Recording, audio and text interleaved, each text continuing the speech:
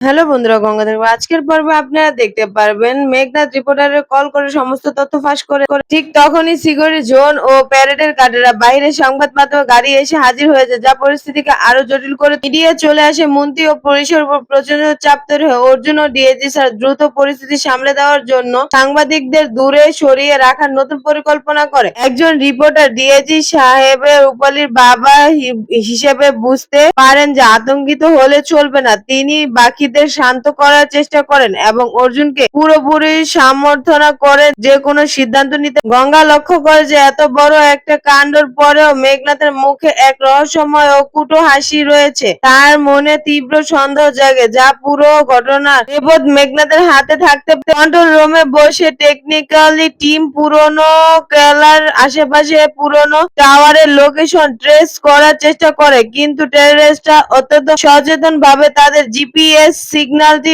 Jam করে দেয়। মন্ত্রী বারবার অর্জুনকে সময়সীমা মনে করিয়ে দিতে থাকেন। তার একটাই কথা, যে কোনো মূল্যেই হোক তার নাতিকে তার কাছে ফিরিয়ে দিতে হবে, নয়তোবা অর্জুনের চাকরি ও সম্মান দুটোই থাকবে না। সুদীপ্তা এসে গঙ্গাকে শান্ত করে এবং বলে আবেগপ্রবল হলে অন্তত অব্যাহত থাকতে। দুজনে মিলে মাথা ঠান্ডা করে পুরো কেল্লার গোপন সুড়ঙ্গ পয়েন্ট গুলো নিয়ে আলোচনা শুরু করে যে পুলিশ কর্মীটি গুলিতে মারা গেছে, অর্জুন তার প্রতি গভীর শ্রদ্ধা জানালেন। পূর্ণ রাষ্ট্রীয় মর্যাদা আর শ্মশানকৃত্য শেষ করার জন্য সকল ব্যবস্থা নিজে দাঁড়িয়ে থেকে ঠিক নির্দিষ্ট সময়ের মধ্যে সন্ত্রাসবাদের পক্ষ থেকে কন্ট্রোল রুমে একটি স্যাটেলাইটের কল আসে। তার থেকে প্রথম শর্ত এবং ডিমান্ড অর্জুনের সামনে স্পষ্ট ভাবে জানিয়ে দেয়। টেররিস্টরা এমন একটা অসম্ভব শর্ত দেয় যা মেনে পারছে না পুলিশ বাহিনীরা, কিন্তু অর্জুন চরম বুদ্ধিমাত্রা পরিচয় দিয়ে তাদের দর কষাকষি শুরু করলো সময় পাওয়ার জন্য। গঙ্গা অর্জুনকে বলে যে যে কোনো সাধারণ পোশাক পরে ছদ্মবেশে পুরনো কেলার ভিতরে ঢুকে যেতে। অর্জুন প্রথমে রাজি না হলেও গঙ্গার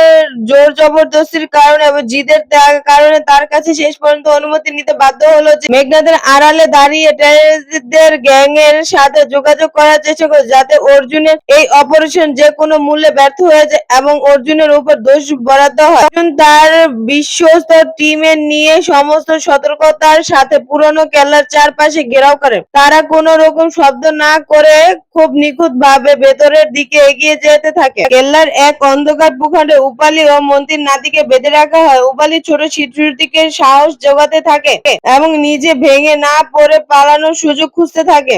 অত্যন্ত চতুরতার সাথে পরিচালিকা বা সাধারণ স্থানীয় বাসিন্দাদের ছদ্মবেশ ধারণ করে কেল্লার পিছনে ভাঙা দেওয়াল টপকে ভিতরে প্রবেশ করে সফল হয়ে যায়। গঙ্গা কেল্লার বাহিরে যাওয়ার সময় এমন কিছু কুলু খুঁজে পায় যা পরিষ্কার ইঙ্গিত করে দেয় যে এই অপারেশন খবর ঘরের ভিতরে থাকা কেউ বাইরে পাচার করেছে। বাহিরে মন্ত্রীর স্ত্রী ও পরিবারের সদস্যরা কান্নায় ভেঙে পড়ে। অর্জুনের জেঠামশাই তাদের এক টানা সান্ত্বনা দিয়ে যায় এবং বিশ্বাস রাখে যে অর্জুন ঠিক তাদের ফিরিয়ে আনবে। কেল্লার ভিতরে অস্ত্রধারী সন্ত্রাসবাদের কড়া পাহারা বাসায় ভেতরে তাদের প্রধান ডিলার বরাবর এডুকেটরদের সাথে যোগাযোগ করে বাহিরের খবরাখবর নিচ্ছিল। গঙ্গা ঝুঁকি নিয়ে বন্দি থাকা উপালির কাছাকাছি পৌঁছতে সক্ষম হয়। দুজনের চোখের ইশারায় পরিস্থিতি বুঝে নেয় এবং পরবর্তী পদক্ষেপ পরিকল্পনা করে। অর্জুন সবাইকে সাইলেন্ট করে কাজ করার জোর লাগে। টেররিস্টদের দ্বিতীয় কন্ট্রোলটি উপস্থিতি আসলে আইজি ও লোকেশন একেবারে নিখুঁত ভাবে ট্যাগ করে ফেলে। অর্জুন যখন কেল্লার একদম কাছাকাছি পৌঁছে গেল এবং সত্য ঘটনার পথে, তখন মেঘনাথের বুকে ধুকধুক করতে শুরু করে। যে সে ভয় পেয়ে যায় যে এবার হয়তো তার নাম সবার সামনে চলে আসবে। অর্জুন ও তার স্পেশাল টিমের ফোর্স কমান্ডাররা আর কলম্ব না করে একযোগ হয়ে পুরনো কেল্লার চারদিকে থেকে আক্রমণ শুরু করে চূড়ান্ত নির্দেশনা দিয়ে দেয়। পুলিশ বাহিনী হঠাৎ আক্রমণ করে সন্ত্রাসবাদীরা হবচকর হয়ে যায়। উভয় পক্ষের মধ্যে শুরু হয়ে যায় হস্তাহস্তি ও গুলি বিতরণ, যা পুরো পরিবেশকে রোমাঞ্চকর করে তোলে।